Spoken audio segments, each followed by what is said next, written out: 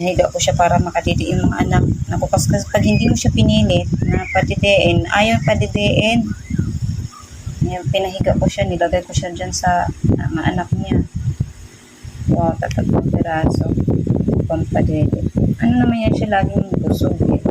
Kaya mas binubusog ko siya sa kaya si gamit-gamit naman kasi hindi naman ganun kalakas kumain. Naman malakas kumain. Ito kasi nadede kaya maya-maya. Hindi ko siya kumakain. Kaso, hindi naman siya basta-basta kumakain kung ano-ano. Cat food. Tapos nalagyan ko lang ng konting kanin.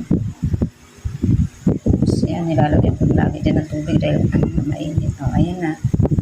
So, kailangan mo siyang bantayan para makadili yung mga anak niya. Pag nalingat lang ako, maya yan, biglang tatalon dyan. Minsan tumatalsik na kasama yung mga anak niya. Nahihila sa dede niya. Minsan lumalagapak dyan sa side. Kaya ang ginawa ko, inanuhan ko to. Ginupit ko tapos pinahalik ko na para makaano siya. Hindi niya mahila bigla yung anak niya.